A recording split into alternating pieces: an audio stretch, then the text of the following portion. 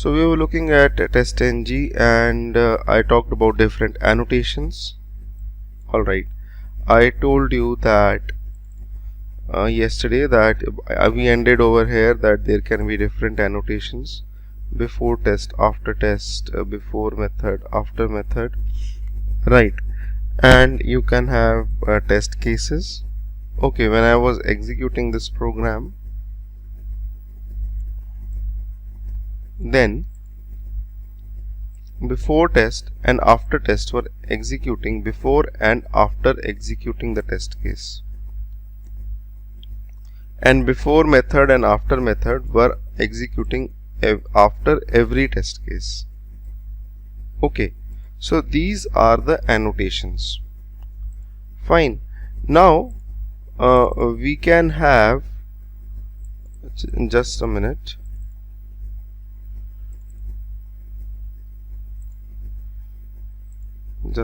yeah, we can have annotation for parameterizing the test case. That is, if you have to run one test case multiple times with different sets of data, right? So for example, we have this login test. Okay, suppose I have to log in with different sets of usernames and passwords. So how will you do that?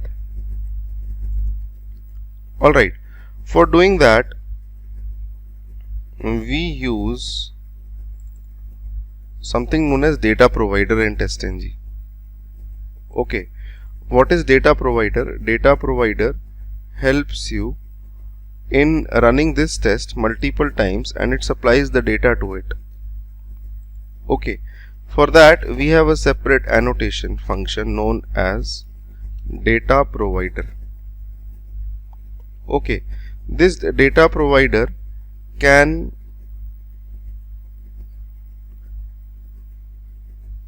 this data provider can return you a two-dimensional object array. Okay, now what is this two-dimensional object array? This will have the data. Okay, what we do is that we create a two-dimensional object array like this. Alright, and we create multiple rows in it.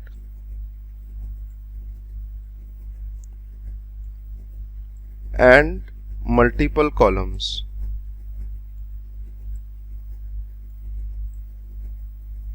It's like a table. Okay, the number of rows are equal to number of times you want to run the test case.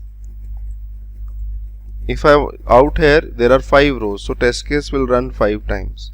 The number of columns are equal to number of parameters in the test case. Number of parameters means, say, username, password, browser, expected result. Okay, you can have different parameters. Alright, so number of columns are equal to number of parameters in the test case. So you can keep your data over here. Every row will have the data for single run. Okay, so you can work out like this. Alright, now you can create an object array. You can write over here object array data equals to new object array with some rows and some columns, maybe 3 rows and 4 columns. Okay, 3 rows means that the test will have to be executed 3 times, and 4 columns, they mean that the test has got 4 parameters.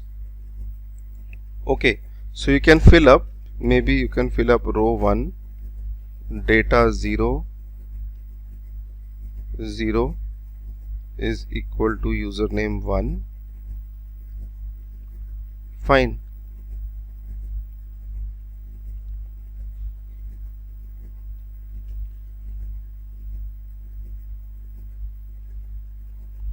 Okay, and 01, 02. Okay, so something like password 1, you want to execute it on Chrome. Okay, so you can fill up the data for the first run. The expected result is success. Fine. And then you can fill up the data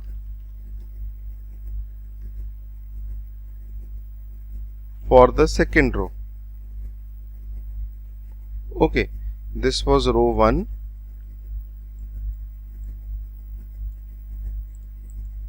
Row 2 and row 3. For row 2 this will become 1. For row 3 this will become 2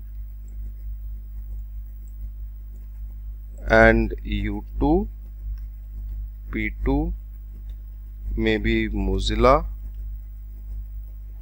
Okay, and then you can have separate sets of data. Alright, and it should be like this, something like this. Okay, so you can have positive sets of data, negative sets of data. Fine. And this function will return you the two-dimensional array. So the first step is that for running this login test multiple times with different sets of data, you have to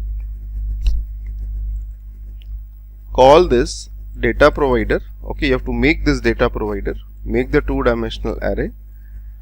Later on we will actually read this data from an Excel file or a properties file, basically from an external file or a JSON file.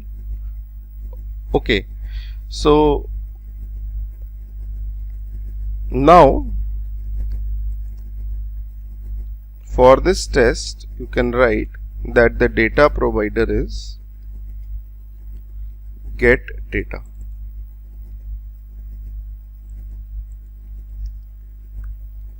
Fine. The second step is that you link the test case with the data provider. You tell the test case that the data provider is this particular function.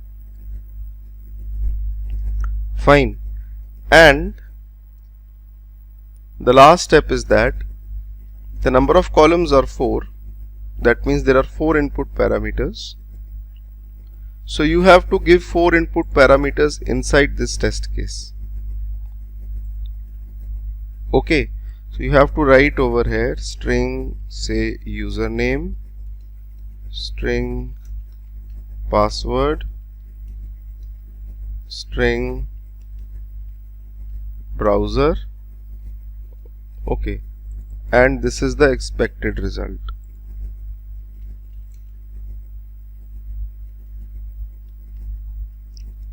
This out here many people they make a mistake, they give lesser number of input parameters, then it fails to work. And that's it. TestNG, when it will run the code, it will automatically understand that fine, the data provider for this test case is get data. Okay, it will go in the data provider. Fine, it will read the data provider, it will understand that fine, I have to run the test 3 times because there are 3 rows. Okay, and what it will do is that it will call the test case 3 times and every time it will pass over the data to the test case.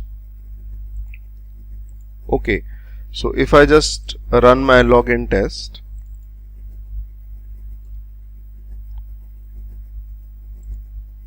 you will see that it says total tests runs are 3, failures are 3. Why failures are 3? Because every time I am failing the test over here. So you will see that login test has executed 3 times. First with this set of data, then with this set of data, then with this set of data. So you can call one test case multiple times with different sets of data. Okay, and that's what the annotation data provider does. And this is known as parameterization of the test cases. That is running one test case multiple times with different sets of data. Okay, so parameterizing test cases. Alright, and I'll come over to this iTest context as well. Fine. Look, the thing is, at times, you have multiple test cases for which the data has to be read for every test, right? Every time you have to read the data for all the test cases. Suppose you have got 5000 test cases. So with one test case you can make one data provider. So you will end up making 5000 data providers for every test case. Okay, suppose you have got 5000 test cases, then for every test you will make one data provider. So this creates overhead. Okay, so we don't do like that. Okay, we can link the data providers. We can link one data provider to multiple test cases. You can have one data provider which can actually provide data to multiple test cases. Okay, for that what we do is that, suppose I'll make a new package known as data provider, in which I will make a new class known as test case data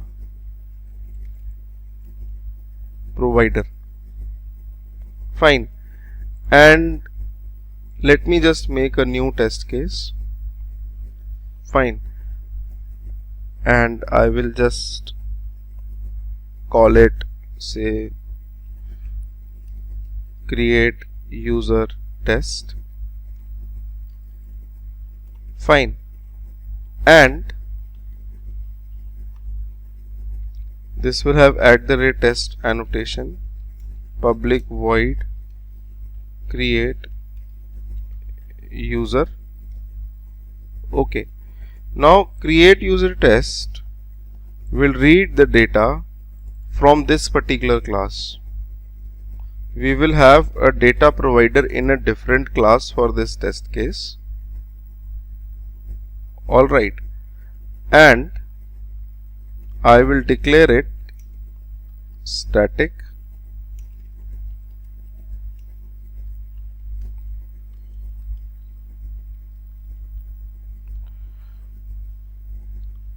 alright, it will return you two-dimensional array. This I have made it static so that I can directly call it with the name of the class without creating the object. Okay, suppose inside this I write the same thing. So I have created one data provider which is in a different class. Okay, so out here in create user test, I can write over here that the data provider class for this particular test case, you have to define the class. You'll have to tell TestNG that from which class the data is coming up. It is coming up from the data provider dot class.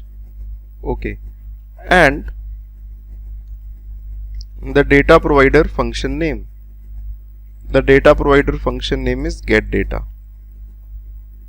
So you will have to tell this test case that fine, the data for this test case is coming from this particular class and from this particular function. Okay, and you will have to give the same 4 input parameters, because there are, okay, I didn't copy that stuff, sorry. This data I will copy and give it over here.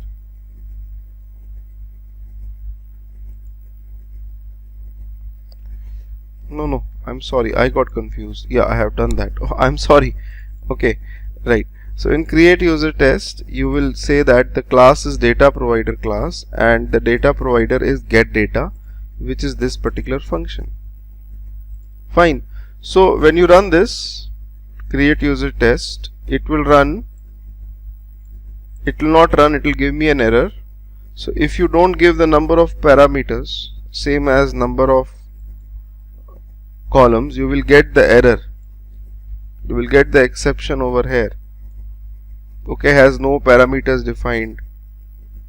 Okay, so please make sure that you give the number of parameters in the data provider to be equal to the number of parameters of the test of the total number of parameters in the test case basically. Okay, you have to give the total number of parameters, 4 parameters, which are equal to number of columns over here. Okay, so when you run this test case, alright, when you run this test case now,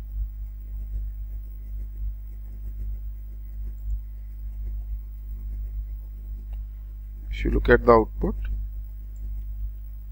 you see that it executed 3 times. So you can keep the data provider in a different class. Okay, similarly for login test as well, instead of writing this, I can read the data from the test case data provider. But these two test cases are different. Login test and create user test, they are different test cases. And they are having a single data provider. So how will data provider know that it has to return the data for login test or create user test? Okay, look, the thing is, in the data provider you can have a single data provider for multiple test cases. Out here I have this particular data provider, get data, which is for login test as well as create user test.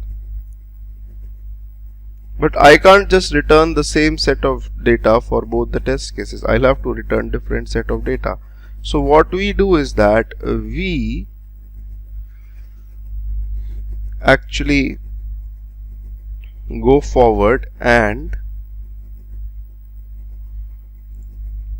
give a parameter as an input which is allowed inside the get data function method m. And if I write over here m dot get name, alright,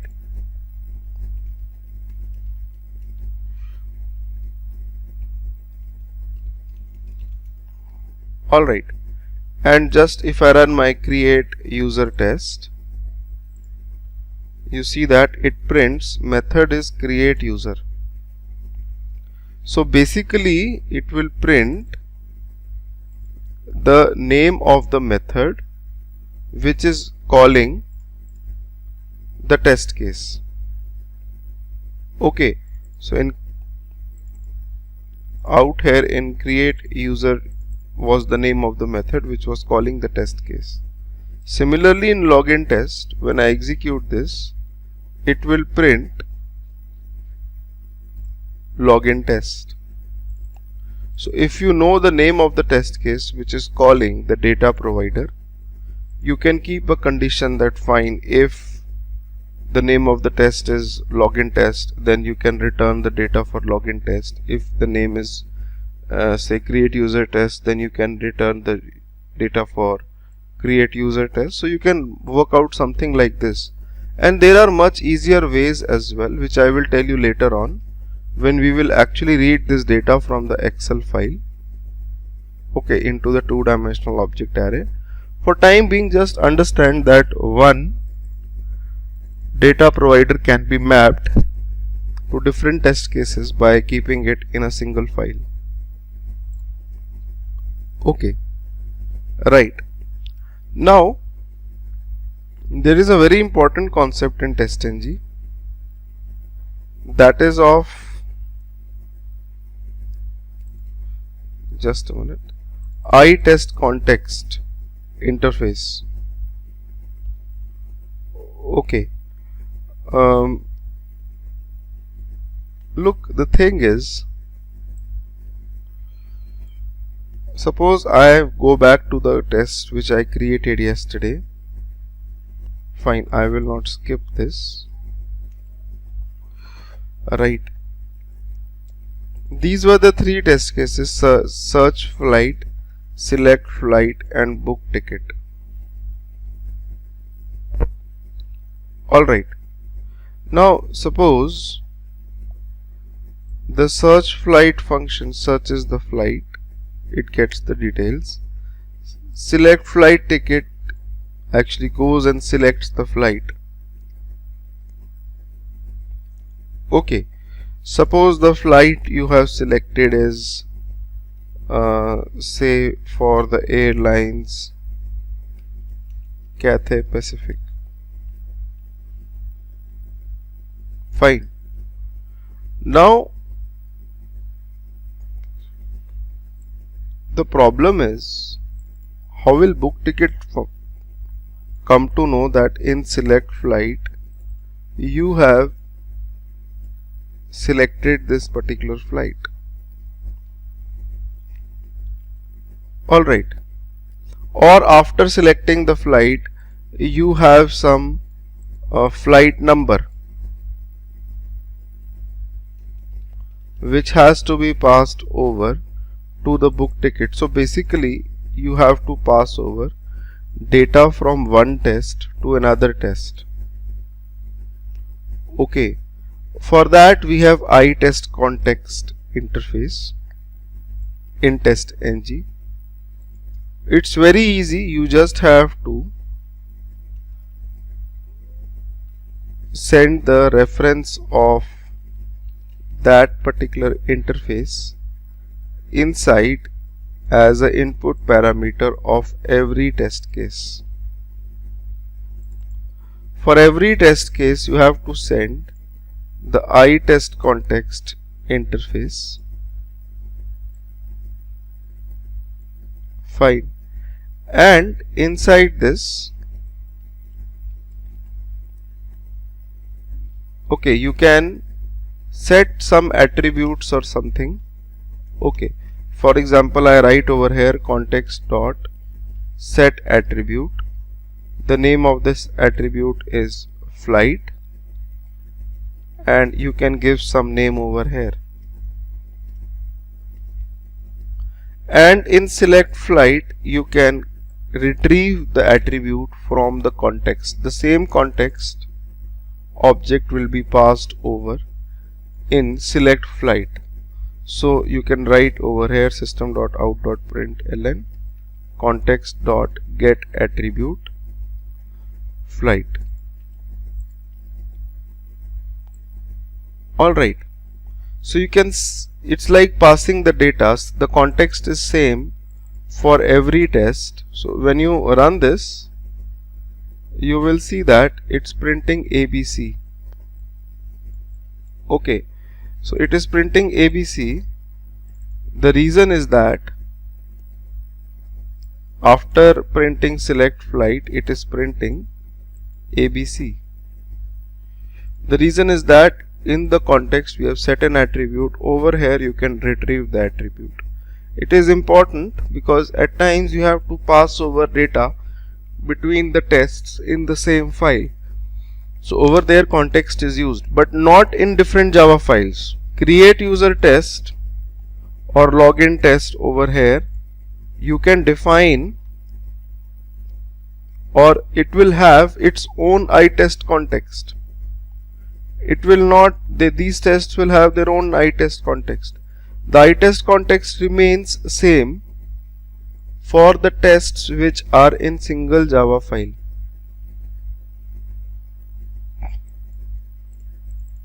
Okay, the test cases which are in single Java file, for that the iTest context remains same, not among different Java files.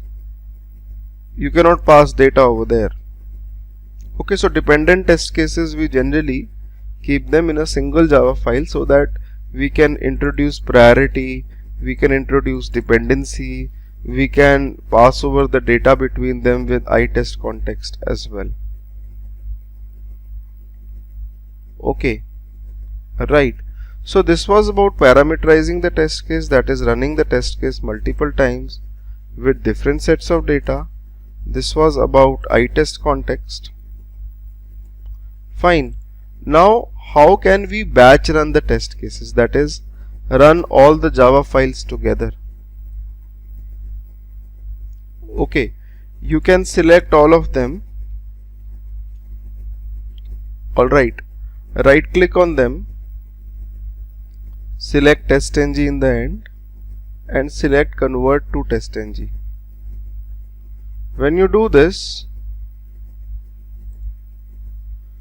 a testng.xml file is generated in the project.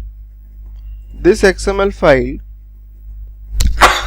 I'm sorry this XML file has a test over here which has got all the classes in a single test. Actually what it does is that it creates one single test case and puts all the classes in one single test. Instead of doing that, you can have multiple test cases. Okay, the first test case is, say, we have 4, right? You can create 4. Okay, you can keep the book ticket test in the first one. So this is an XML file. I'll just explain you. Hold on.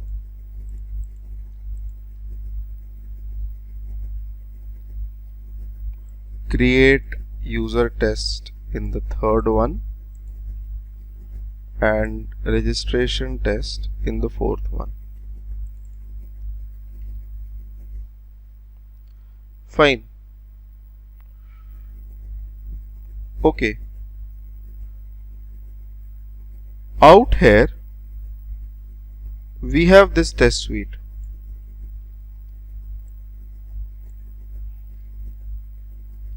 Inside this test suite we have 4 different test cases. Each test case is represented by a certain class. And you can name the test case over here. This is my book ticket test. This name you can keep anything, but this name has to be the fully qualified class name. First the package name and the class name. If you have any spelling mistake in this, or maybe you write B small for book ticket, it will give you an error. Okay, this name can be any name. Okay, this is just a generic name. Alright, so I can keep the names of the tests like this.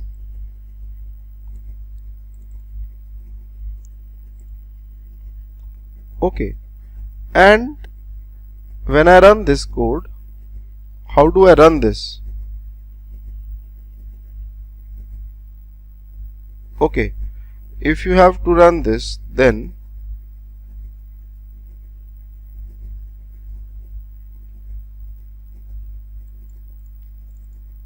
you have to right click testng.xml, run as testng test. So this will run and say that total test runs are 11, passes are 8 and failures are 3. So it will actually run all the tests.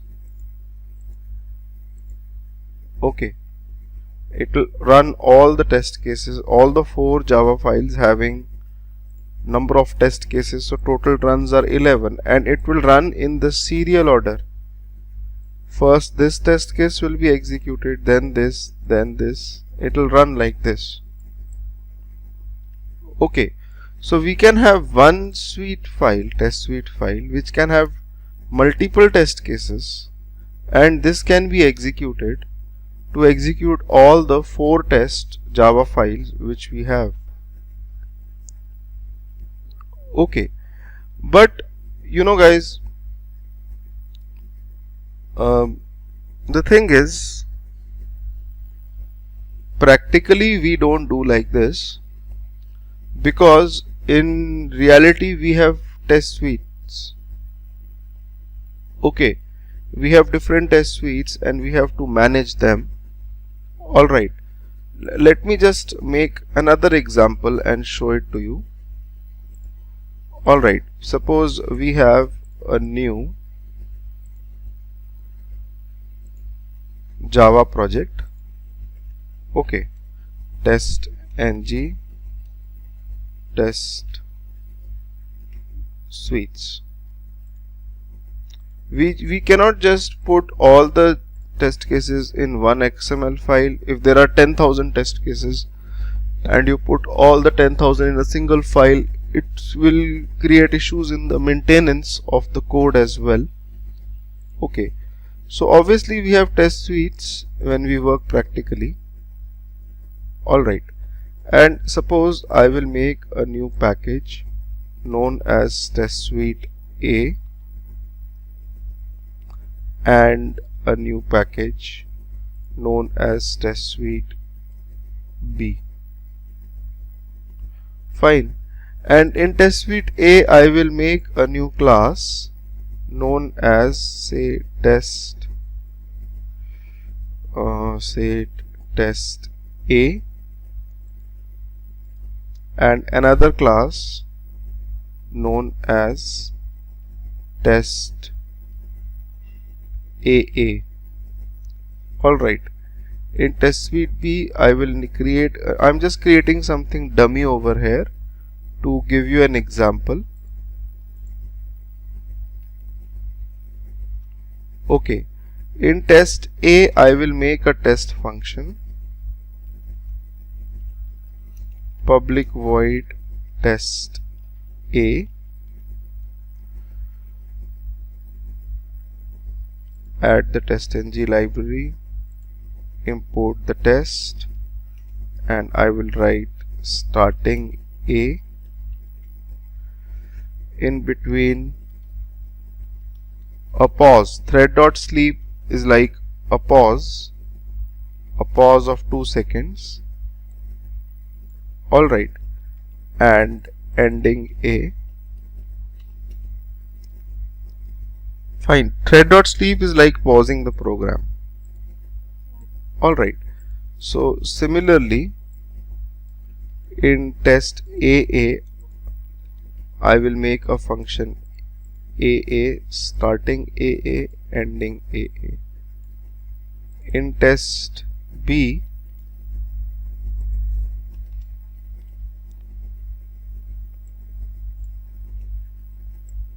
just a minute, let me prepare the structure.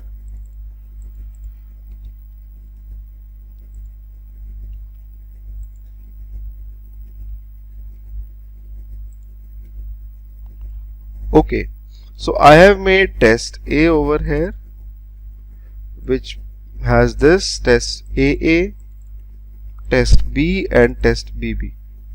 4 test files having 4 test functions in 2 different test suites.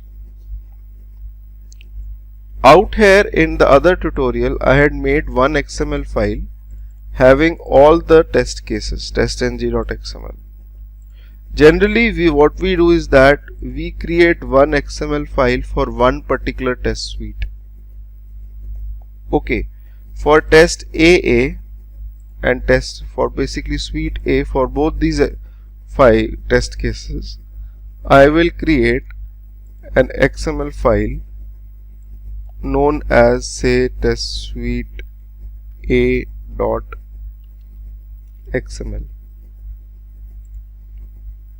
Okay, in test suite A.xml I will keep both the tests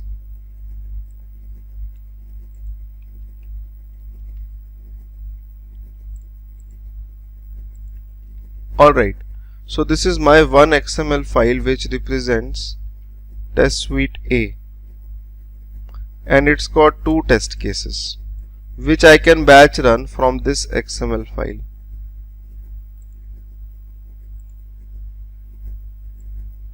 Okay, so what will happen is that starting A, ending A, starting A, ending A. So it will run this test suite A. And similarly for test suite B, I can create a separate XML file. Fine. So over here,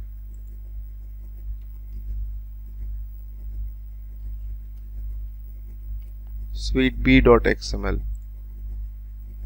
Fine. And I will just a minute.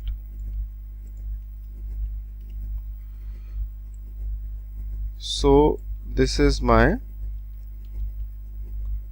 test suite B having 2 test cases. Fine. Okay, so I can run the test cases in test suite B as well.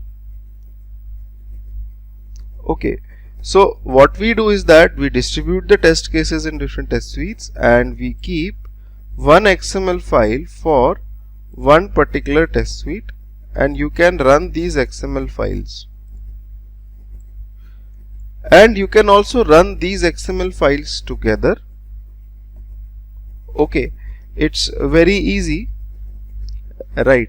You'll have to map both these XML files in a single file. If I select both of them and say right click, run as, you won't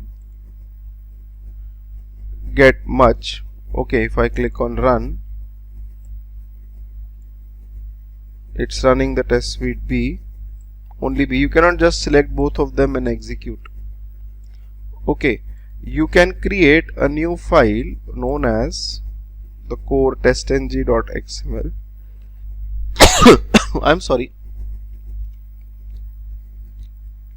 Right, and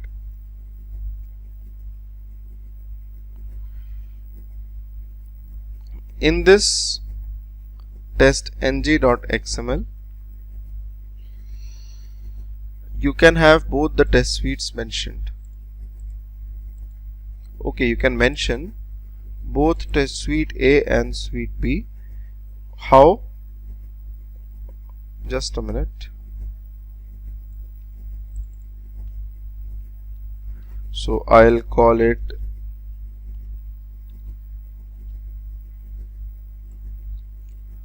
this test suite as, say, my test suite, in which I can mention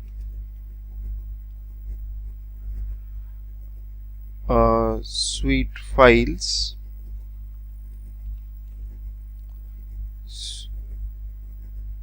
suite file path is, it's parallel to this suite A.xml and test suite B.xml. Okay, and you run it as testng test. Then test suite A will execute first because it is mentioned first, and then test suite B will execute. You see that both the test suites have executed together. Okay, right. I hope you got my point. That is, you can distribute the test cases for your ease in both the XML files, and then you can include both the XML files inside the third one. If you have any questions, then please let me know. Feel free to ask questions. Fine. Now the next thing is that I have to talk about Maven and parallel execution and all. Right.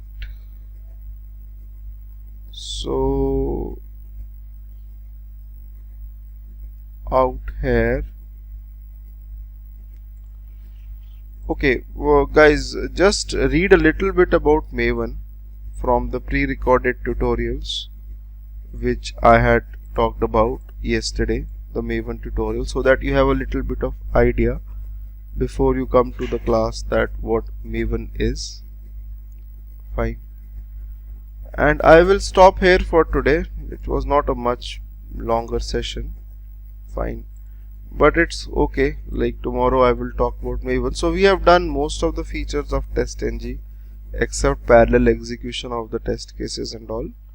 Right. So we have seen everything. We have seen we can make test cases, and we have seen that we can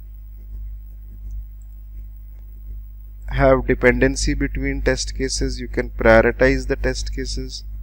Okay, you can have iTest context, which can actually help you share some data between the test cases. You can skip the test cases with this line. Right. Then we saw the validations. Okay, over here in my login test I had shown you validations. I told you about asserts, I told you about soft assert. Okay, then I also talked about different annotations in TestNG: before test, after test, before method, after method, which will execute before and after the test case. Okay, with some conditions. Fine. And I also told you how to run one test multiple times with different sets of data using data provider. Data provider can be same for multiple test cases as well. We saw that. Okay. And then after that I told you about you can have, if you made a different project, you can have the test cases distributed in different projects in different test suites, and you can run the tests in batch. Okay, you can run a test suite in batch, or you can run all the test suites together after placing them in single file testng.xml. Okay, right. So